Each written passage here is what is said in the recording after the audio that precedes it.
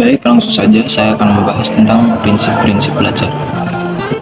Prinsip belajar yang pertama yaitu prinsip kesiapan. Proses belajar dipengaruhi kesiapan peserta didik.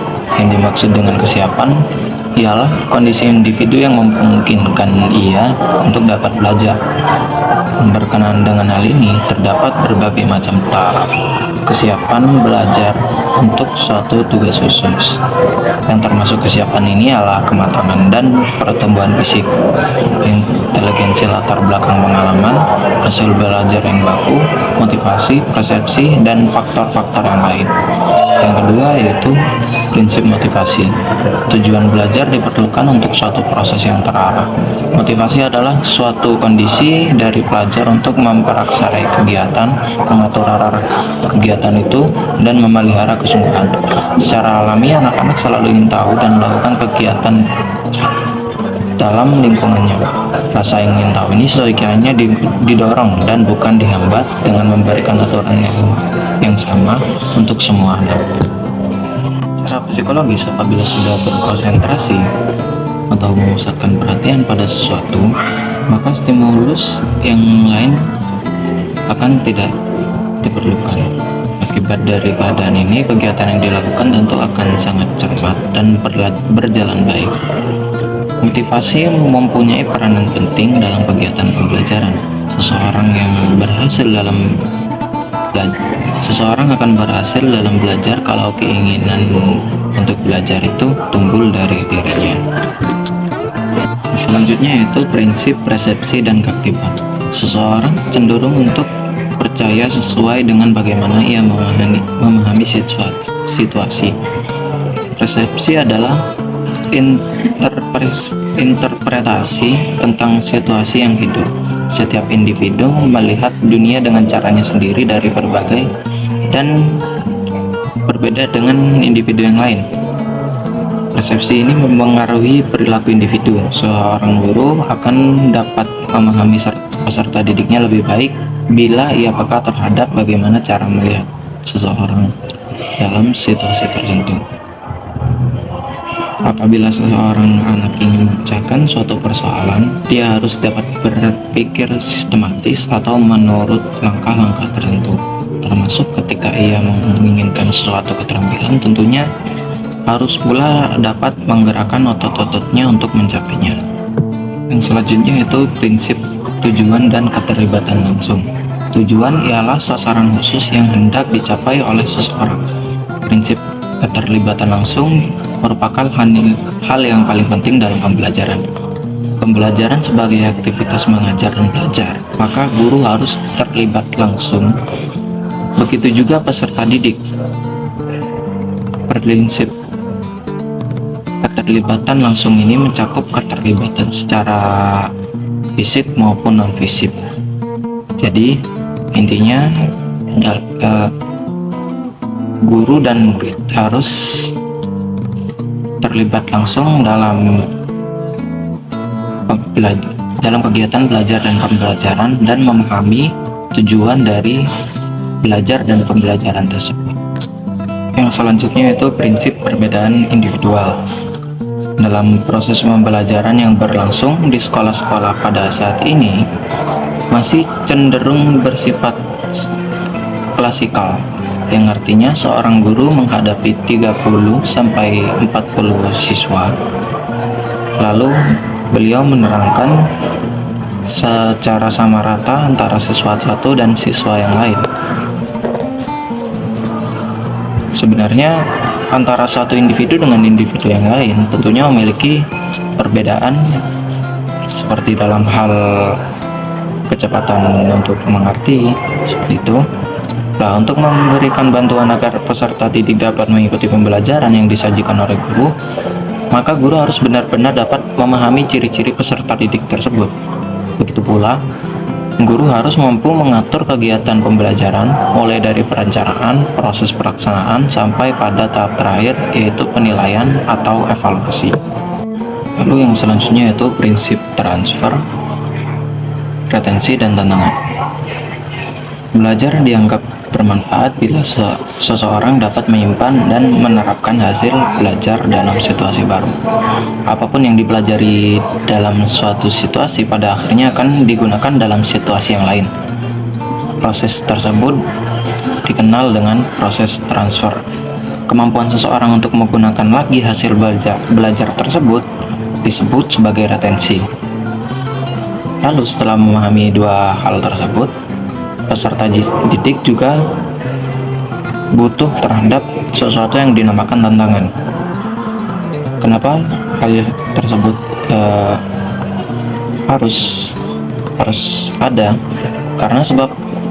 Sebabnya karena tanpa adanya tantangan, peserta didik merasa masa bodoh dan kurang kreatif sehingga tidak berkesan materi yang diterimanya.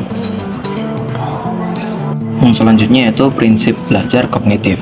Belajar kognitif mencakup asosiasi antar unsur, pembentukan konsep, penemuan masalah, dan keterampilan memecahkan masalah yang selanjutnya membentuk perilaku baru, yaitu berpikir, menalar, menilai, dan berimajinasi. Dan semua itu juga termasuk aktivitas mental yang berkaitan dengan proses belajar kognitif. Selanjutnya yaitu prinsip belajar afektif. Proses belajar afektif seseorang menentukan bagaimana ia menghubungkan dirinya dengan pengalaman yang baru. Belajar afektif mencakup nilai emosi, dorongan, minat, dan sikap. Dalam banyak hal, pelajar mungkin tidak menyadari belajar afektif. Sesungguhnya proses belajar afektif ini meliputi dasar yang asli dan merupakan bentuk dari sikap, emosi, dorongan, minat setiap individu. Selanjutnya itu prinsip belajar psikomotor. Prinsip belajar psikomotor individu menentukan bagaimana ia mampu mengendalikan aktivitas kesehariannya. Prinsip belajar psikomotor mengandung aspek mental dan fisik, atau juga bisa dianggap sebagai gabungan dari dua yang sebelumnya. Selanjutnya itu prinsip pengulangan, balikan, penguatan, dan evaluasi. Prinsip pembelajaran yang menekankan pentingnya pengulangan yang barangkali paling tua, seperti yang dikemukakan oleh para teori psikologi daya. Menurut teori ini, bahwa belajar adalah melatih daya-daya yang ada pada manusia yang terdiri dari daya mengamati, menangkap, mengingat, menghayal, merasakan, berpikir, dan sebagainya. Prinsip belajar dan pembelajaran yang berkaitan dengan balikan dan penguatan ditekan oleh teori operant conditioning, yaitu law of effect, bahwa peserta didik akan belajar bersemangat apabila mengetahui dan mendapatkan hasil yang baik. Hasil yang baik akan merupakan balikan yang menyenangkan dan berpengaruh bagi hasil usaha belajar selanjutnya. Apabila peserta didik memperoleh nilai yang baik dalam ulangan, tentu dia akan bersungguh-sungguh untuk memperoleh nilai yang lebih baik pada ulangan yang selanjutnya, karena nilai yang baik itu merupakan penguatan positif. Sebaliknya, bila peserta didik memperoleh nilai yang kurang baik, tentu ia akan merasa takut terhadap konsekuensi tertentu, misal tidak naik kelas. Dan hal itu juga dapat mendorong dia untuk belajar lebih giat. Pelaksanaan latihan evaluasi memungkinkan bagi individu untuk menguji kemampuan dalam pencapaian tujuan. Penilaian individu terhadap proses belajarnya dipengaruhi oleh kebebasan untuk menilai. Evaluasi mencakup kesadaran individu,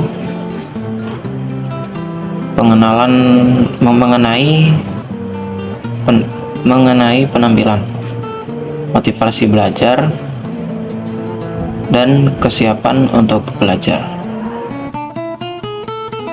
Berikutnya yaitu prinsip-prinsip dalam pembelajaran. Yang pertama adalah perhatian dan motivasi.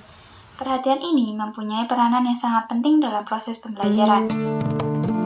Perhatian terhadap pelajaran akan timbul pada peserta didik apabila bahan pelajaran itu sesuai dengan kebutuhannya, sehingga peserta didik termotivasi untuk mempelajarinya secara serius. Motivasi ini menjadi pendorong untuk membangkitkan aktivitas seseorang untuk memenuhi kebutuhannya. Motivasi ini berkaitan erat dengan minat peserta didik dalam bidang tertentu, karena tertarik perhatiannya dan termotivasi untuk mempelajari bidang tersebut. Yang kedua yaitu keaktifan. Belajar aktif dapat dikembangkan dengan mengaktifkan peserta didik dalam proses pembelajaran.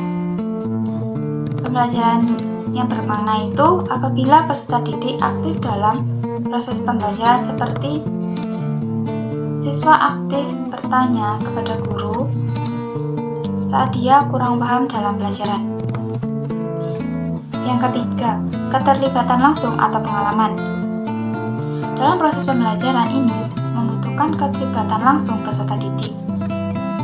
Untuk dapat melibatkan peserta didik ini secara fisik, mental, emosional, dan intelektual, maka pendidik atau guru harus merancang pembelajaran secara sistematis, melaksanakan kegiatan pembelajaran dengan mempertimbangkan karakteristik peserta didik dan karakteristik mata pelajaran itu. Yang keempat, pengulangan. Pengulangan dalam pembelajaran ialah tindakan atau perbuatan latihan yang berulang kali dilakukan untuk memantapkan hasil pembelajaran itu.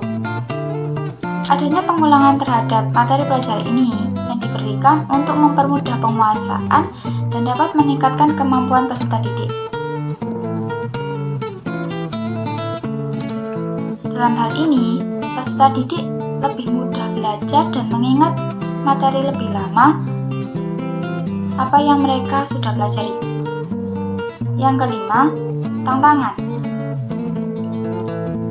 Dalam hal ini, pendidik harus memberikan tantangan dalam proses pembelajaran agar menimbulkan gairah semangat pada peserta didik itu. Tantangan dalam kegiatan pembelajaran ini dapat diwujudkan melalui bentuk kegiatan, bahan, dan alat pembelajaran yang dipilih.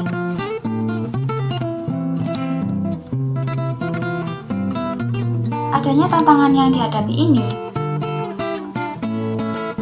peserta didik akan semakin semangat untuk belajar dan minatnya untuk belajar. Yang keenam yaitu perbedaan individual. Setiap peserta didik atau seseorang itu mempunyai perbedaan secara fisik maupun psikis. Dalam hal ini, sangat mempengaruhi cara belajar dan hasil belajar peserta didik itu. Oleh karena itu, pendidik harus memperhatikan dalam aktivitas pembelajaran ini dengan memperhatikan tipe-tipe belajar peserta didik itu. Adapun tipe-tipe belajar peserta didik adalah tipe visual, tipe auditori, dan tipe kinestetik. Oke, dan selanjutnya adalah implikasi prinsip belajar dan pembelajaran bagi peserta didik. Yang pertama adalah perhatian dan juga motivasi. Nah, dalam rangka pencapaian tujuan pembelajaran, peserta didik itu dituntut untuk memberikan perhatian terhadap semua rangsangan yang diberikan. Nah, adanya tuntutan tersebut itu seyogyanya mendorong peserta didik untuk memiliki perhatian terhadap segala pesan yang diterimanya. Sedangkan implikasi prinsip motivasi bagi peserta didik adalah disadarinya oleh peserta didik bahwa motivasi belajar yang harus ada pada dirinya ini harus dibangkitkan dan dikembangkan secara terus-menerus begitu. Nah, yang kedua adalah keaktifan. Jadi, peserta didik ini kan sebagai sentral dalam pembelajaran. Nah, sebagai konsekuensinya, aktivitas peserta didik ini merupakan syarat berlangsungnya proses pembelajaran. Nah, aktivitas peserta didik ini dalam hal ini baik secara fisik, intelektual, dan juga emosional itu harus aktif. Yang ketiga ini adalah keterlibatan langsung atau pengalaman. Jadi tempat seorang peserta didik di dalam kelas itu tidak dapat digantikan oleh orang lain. Oleh karena itu keterlibatan langsung peserta didik dalam proses pembelajaran itu mutlak adanya. Nah, implikasinya adalah peserta didik ini dituntut untuk mengerjakan sendiri tugas belajar yang diberikan oleh gurunya, jadi tidak dikerjakan oleh orang lain. Yang keempat adalah pengulangan. Sebagai implikasi dari prinsip pengulangan bagi peserta didik adalah kesadaran peserta didik untuk bersedia melakukan sesuatu secara berulang-ulang. Nah, diharapkan dengan kesadaran ini peserta didik merasa tidak pernah bosan dalam mengerjakan sesuatu walaupun telah dilakukan secara berulang-ulang. Karena apa? Karena repetition itu leads to perfect. Jadi pengulangan itu mendorong kita ya untuk menuju ke kesempurnaan begitu. Yang kelima ini adalah tantangan. Nah, sesuatu yang menantang ini kadang itu mengasihkan begitu. Nah, seperti halnya peserta didik apabila diberikan tugas untuk mencari sendiri tentu akan lebih termotivasi untuk belajar. Nah, implikasinya bahwa peserta didik ini memiliki kesadaran pada diri mereka akan adanya kebutuhan untuk memperoleh, memproses, dan mengolah pesan. Oke, yang keenam adalah balikan dan juga penguatan. Nah, ini karena kan peserta didik itu setiap selesai ulangan tentu ingin mengetahui hasil ulangannya. Karena dari sini itu timbul kesadaran untuk memperoleh balikan sekaligus penguatan dari apa yang dilakukannya. Nah, sebagai implikasinya dari prinsip balikan dan penguatan ini adalah peserta didik ini dapat segera mencocokkan jawaban dengan kunci jawaban dan juga menerima kenyataan terhadap apa yang sudah ia kerjakan begitu. Nah, kalau nilainya bagus itu mendapat pujian, kalau nilainya buruk itu akan mendapat teguran baik dari guru maupun dari orang tua begitu. Nah, yang ketujuh adalah perbedaan individual. Jadi setiap peserta didik itu memiliki perbedaan atau karakteristik yang berbeda-beda. Nah, adanya perbedaan ini seharusnya membuat setiap peserta didik itu menyadari bahwa dirinya berbeda dengan teman-temannya, dan itu adalah hal yang wajar gitu ya. Nah, hal ini akan membantu diri peserta didik ini menentukan cara belajarnya sendiri. Jadi setiap peserta didik kan berbeda-beda, cara belajarnya pun berbeda-beda. Jadi mereka dapat menentukan bagaimana ia akan belajar, bagaimana mudahnya ia akan belajar gitu. Nah, karena sedikit lebih beda itu lebih baik daripada sedikit lebih baik gitu. Nah, yang selanjutnya adalah implikasi prinsip belajar dan pembelajaran bagi guru. Implikasi prinsip ini bagi guru itu dapat terwujud dalam perilaku fisik dan juga psikis guru. Nah, jadi dengan adanya kesadaran guru pada prinsip-prinsip tersebut diharapkan adanya peningkatan kualitas pembelajaran yang diselenggarakan gitu. Yang pertama adalah perhatian motivasi. Nah, jadi dalam merencanakan kegiatan pembelajaran, guru itu sudah memikirkan perilakunya terhadap peserta didik sehingga dia dapat menarik perhatian dan motivasi peserta didik. Dan juga begini, tidak berhenti dalam rancangan atau rencana pembelajarannya, tetapi sampai selesai menyajikan materinya. Nah, implikasi dari prinsip motivasi bagi guru tampak pada perilaku-perilaku yang ada. Di antaranya adalah memilih bahan ajar sesuai dengan minat peserta didik. Yang kedua adalah menggunakan metode dan teknik mengajar yang disukai oleh peserta didik. Yang ketiga adalah mengoreksi sesegera mungkin pekerjaan peserta didik dan memberikan hasilnya juga sesegera mungkin. Dan yang keempat adalah memberikan pujian verbal ataupun non-verbal terhadap peserta didik yang memberikan respon terhadap pertanyaan yang guru berikan. Yang selanjutnya adalah memberitahukan nilai guna dari pelajaran yang sedang dipelajari.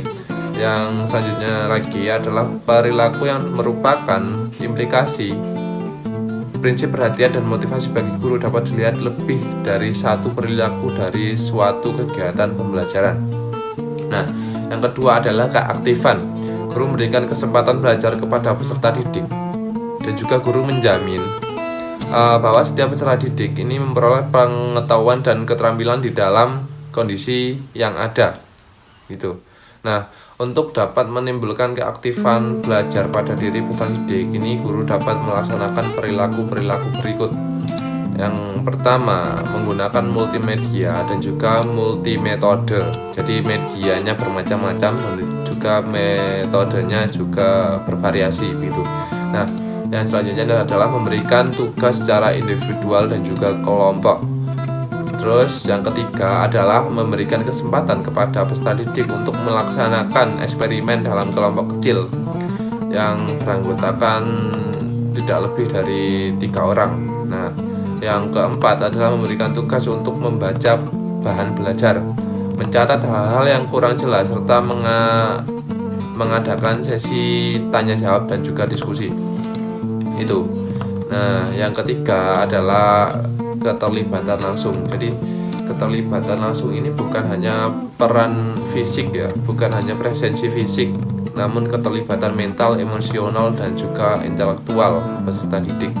Nah, implikasi dari adanya prinsip ini bagi guru itu adalah kemampuan guru untuk bertindak bukan saja sebagai fasilitator, tetapi juga sebagai manajer atau pengelola kegiatan yang mampu mengarahkan, membimbing, dan juga mengevaluasi, juga memotivasi peserta didik ke arah tujuan pembelajaran yang sudah ditetapkan atau yang telah ditetapkan gitu.